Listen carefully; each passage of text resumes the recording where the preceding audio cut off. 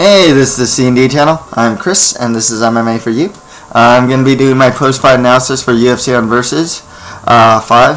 And I'll also talk about the Strikeforce, a little bit of the Strikeforce Challengers card that happened. I'll start with the Strikeforce Challengers card. There aren't too many talking points except for Ronda Rousey. She's the big talking point of Strikeforce. There's a debate whether Mazzagatti totally screwed up or did he save Sarah DeLelio.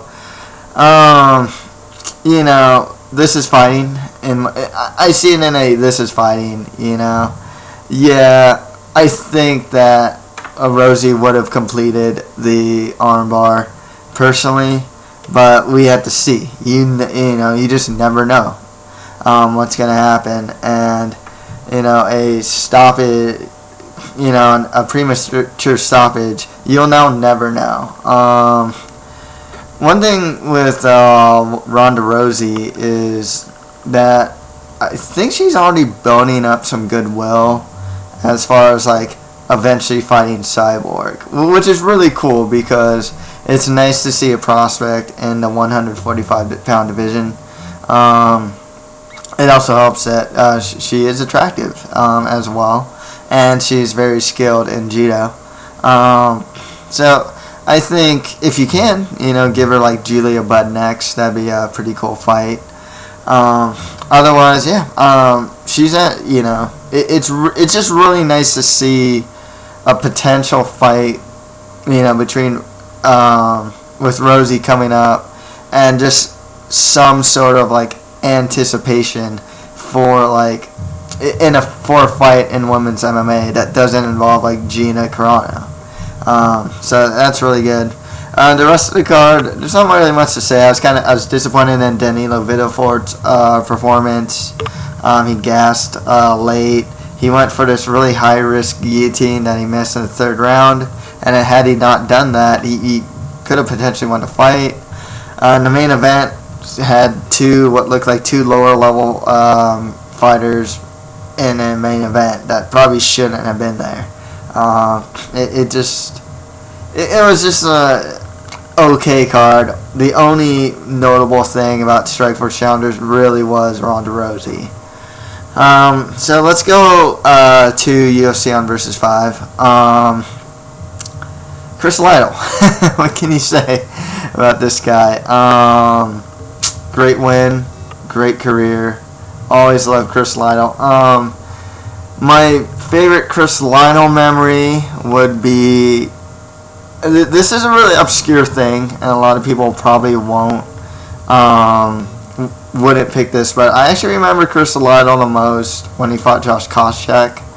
He was getting beat up on the ground, and the thing I probably remember the most about him is that he was getting beat up, and then near the end of the third round, he's bloody, face totally bleeding, crimson mask.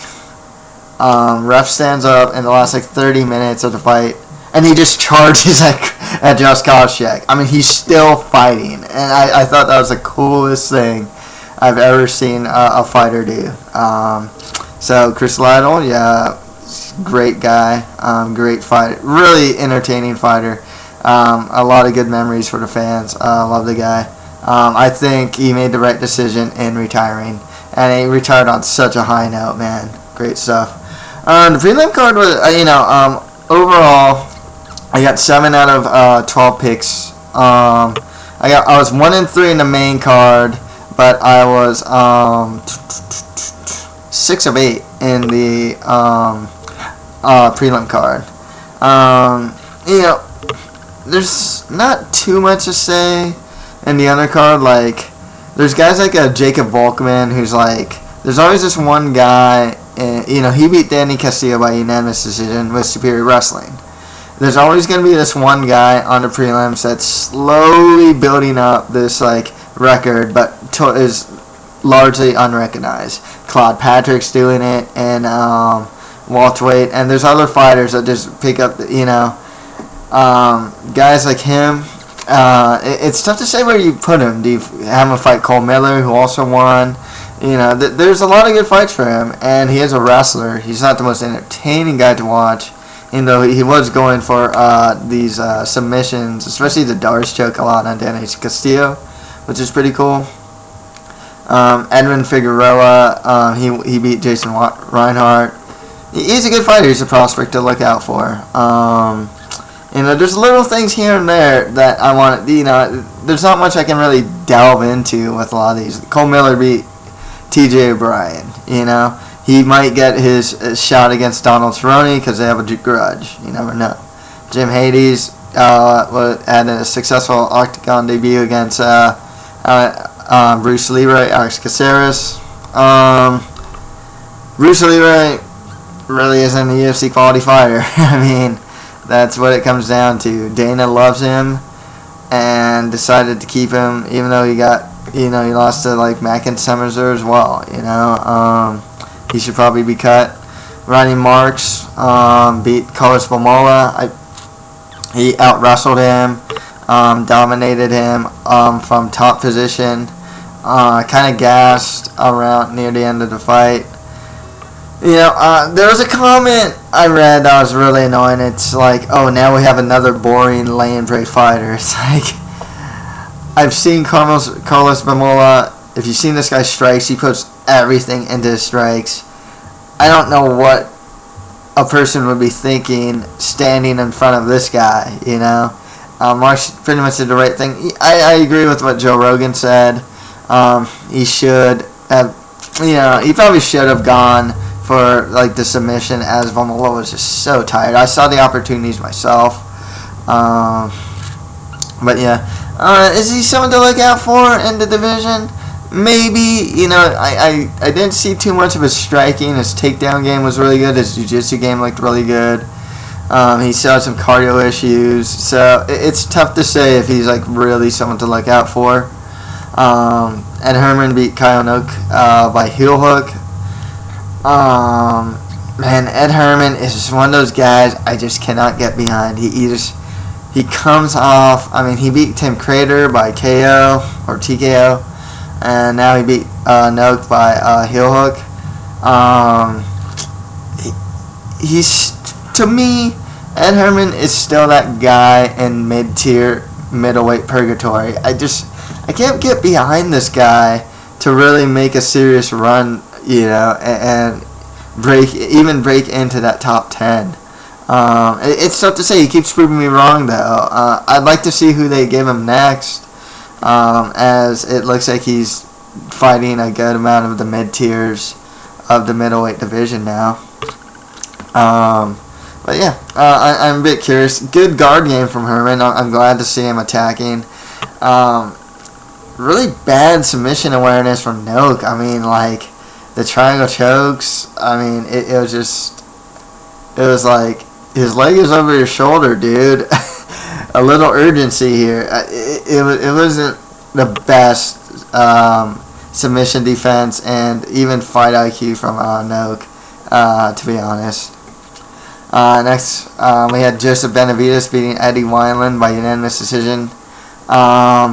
Really funny. I picked Benavidez to win, and I thought he'd win by wrestling and grappling. And it's funny that he wins in the stand-up against a guy who is mainly known for having like really good stand-up. The thing with Benavidez is like he lost twice to Cruz, so Benavidez really is that guy who's waiting for like the flyweight division to open up. I mean, I read an interview that said he's not really super pumped for the flyweight division as he just keeps winning. There's also a larger argument that like the second or third best bantamweight in the world keeps fighting on the UFC prelims, which goes to show about how they're promoting the bantamweight and featherweight division in the UFC so far. It's tough to say with this guy, with Benavidez. Like, really, what do you do with him? I don't think he would beat Cruz. I really don't. I can't see it. Unless the title changes hands, I just, I can't see it. I'd love to see Benavidez versus Demetrius Johnson one of these days. But until then, I guess Benavidez is just going to beat more like top 10, bantamweights. Next fight after that, Jared Hammond beat CB Dalloway by TKO. I thought Dalloway was going to win this in the first round. Hammond, I was really impressed with, like, say, Tim Boesch cutting down to middleweight. I've never actually been a big fan of Jared Hammond. He looked good, that's for sure. I do like his pace. I like his ground and pound and the constant pressure that he puts to his opponents. Cutting to middleweight, I'm still really up in the air if he's going to really make that much of a splash. Honestly, he to me, I kind of get this impression he's going to be a mid-tier middleweight, which is higher than like a low-tier light heavyweight. Good win for him. If you can give him maybe like Ed Herman, that would be pretty interesting. Maybe the winner of Ring versus Tim Boesch. Good win for him, though. And onto the main card, where I got one of 3. I'm just glad I got the main event right, really. Dwayne Ludwig beat Amir Sadala by unanimous decision. When he baby Amir Sadala and he's still losing, it really says a lot about Amir Sadala. This fight, on paper, it just really looked like a fight that the UFC gave Amir Sadala to give him another win under his belt, and he lost it. He's 30 years old. He's not really much of a prospect. It's tough to say with Sadala, where do you go with this guy? His striking is crisp, but it's not really that high level. He wins with constant work rate and pressure. He's a gritty guy. But otherwise, I guess he's just stuck as a lower tier welterweight. His wrestling's not that great. He has good jiu-jitsu when he gets to show it off. But, it kind of sucks. I like Amir, but, I can't see him that much higher than that lower tier welterweight at this time. Ludwig, it's cool that he won, but once again, it's like, it doesn't change my opinion of Ludwig or anything. It's not like he's like this great world beater or anything. It's just this is one of those fights where it's kind of like, okay, 2 lower tier guys fought. Unless Amir showed like massive improvements, it really, it's kind of just circular. It's like Ludwig. Who's Ludwig gonna fight? Just probably some lower tier, another lower tier welterweight. I was impressed that Ludwig showed some takedown defense and went for his own takedown. That was pretty cool, but otherwise, I'm sorry to say, I don't see much in Ludwig, and even less in Sadala at this point. Next fight after that, Donald Cerrone beat Charles Oliveira by TKO in the first round. Donald Cerrone is actually tearing through, the UFC lightweight division. He hasn't fought stellar competition, but he is winning. You can't deny. Guys like 4-0 in the UFC now. 3-0 or 4-0. Kind of disappointed that Oliveira lost. I was thinking this fight would be a little more back and forth. I honestly thought that Oliveira would be a little more, would actually have the better stand up just in being a little more dynamic and throwing combinations together, but wasn't the case. Cerrone. Funny thing is, Cerrone has a really good Muay Thai. He actually doesn't have too many TKOs and KOs under his belt. There's some good fights for him. I know Jeremy Stevens is gonna fight. I forgot who he's gonna fight. I'd like to see Jeremy Stevens versus Donald Cerrone. That'd be pretty cool. Or Cole Miller versus Cerrone. I think that'd be really neat. With Oliveira, he's still young. He's still 21. He's still a prospect. So, He seems to be, get overpowered by guys. He'll probably fill into lightweight. He might want to consider cutting down to featherweight. It's really tough to say. I still see a positive future in this guy, and the potential to break into the top 10 of any division he chooses to be in, whether it's featherweight or lightweight. But at this time, I just think that he probably should consider cutting down to featherweight now. He would actually just be a normal size featherweight too, wouldn't? But he wouldn't. He'd still have the hole in his game, but he wouldn't be. I mean, he's just. It seems like he's so overpowered, and that works to his detriment. Really, he's highly skilled. He's a highly skilled guy, and has a lot of room to grow. But I think that Oliveira should probably cut to a featherweight. Funny thing is, Cerrone. With Cerrone, I think in every fight, almost every fight, he's managed to hit his opponent. Almost every fight, hit his opponent in the balls. This fight was no exception too. I don't know how he does it, but he always manages to get a groin strike somehow in there, or a strike to the groin. My bad.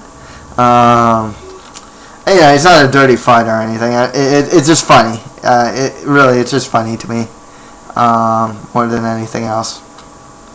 Okay, next fight after that, Ben Smooth Henderson beat Jim Miller by unanimous decision. I thought this fight would be a lot more competitive. Actually, I love Ben Henderson. I'm really glad he won. I picked Miller to win. I did feel that Ben Henderson was a lot stronger in the clinch. Miller was taken down a lot by Mark Bocek, and he was taken down and beaten up, man, by Ben Henderson. Ben Henderson is just looking great lately. I really like.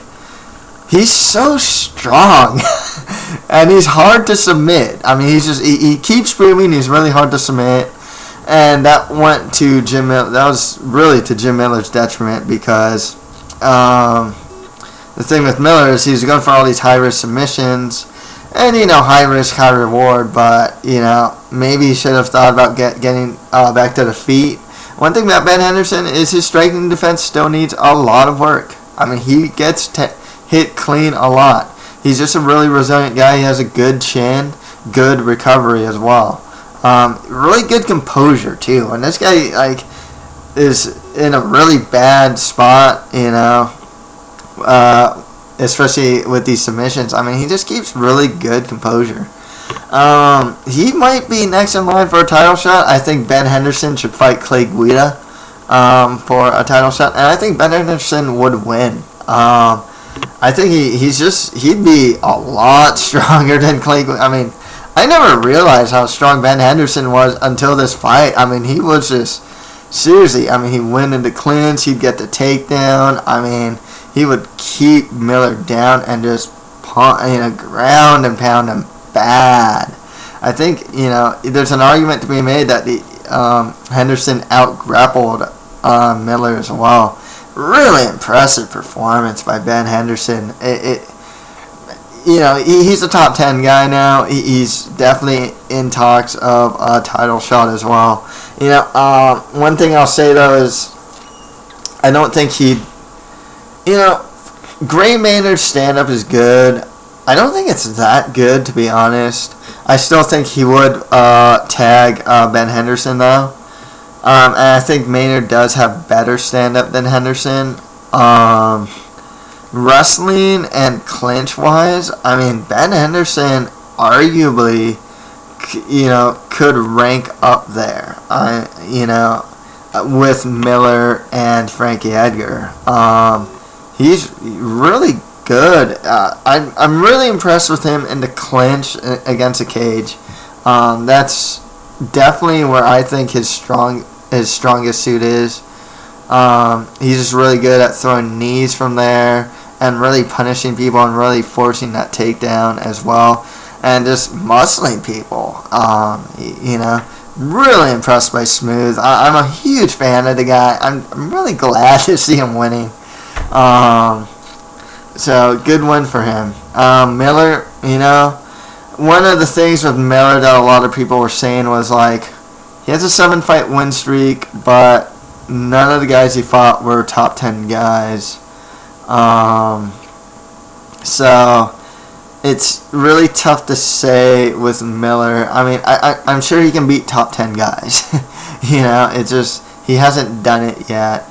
There's still good fights for him along the top of the division as well.